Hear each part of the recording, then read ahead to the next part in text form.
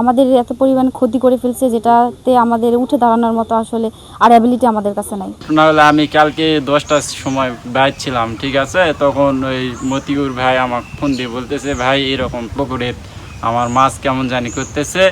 তখন আসলাম, আসে দেখি যে ঘটনা এরকম। তার 2 মাস আগের ঘটনা ছিল যে পারিবারিক মামলা মোকদ্দমা এগুলা নিয়ে একটু সূত্রামি ছিল।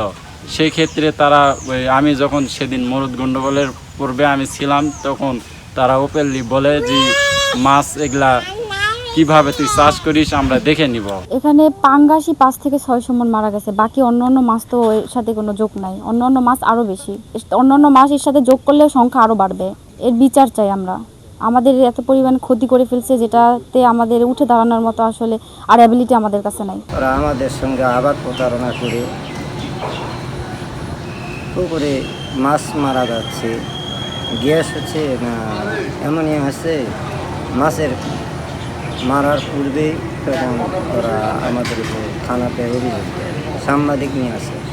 অনেক কিছু করার পরে তখন ওরা আমাদেরকে মারার জন্য ওরা হুমকি দেয়, নাটি বের করে, আরও মেলায় কিছু করে।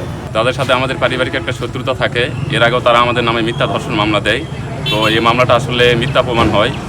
তো এরপরে তাদের পুকুরে হঠাৎ করে আগামীকালকে মাছ মারা যায়। তো আমরা জানি না, মানুষ মুখে শুনতেছি তো মাছ হচ্ছে সব মাছ মারা যায় নাই, অর্ধেক মাছ মারা গেছে আর সব মাছ জীবিত আছে। তারপর ওরা রাতে অন্ধকারে অজান্তে সবার তারা গাড়ি করে মাছ বিক্রি করছে এবং আমাদের উপর দোষারোপ করতেছে, আমাদেরকে তারা দোষ দিতেছে। পুকুরে মাছ মারা গেছে, ওনার পুকুরে কতখানি মাছ স্টক করা ছিল সেটা আসলে আমরা জানি না, বা উনি আমাদের সাথে কখনো এই বিষয়ে যোগাযোগ বা কন্টাক্ট করেননি। সেজন্য কতখানি মাছ ছিল সেটা আমাদের জানা নেই। আর ওনার পুকুরে যে মাছ মারা গেছে এই বিষয়টা আমরা আসলে ওনার পক্ষ থেকে জানতে পারিনি।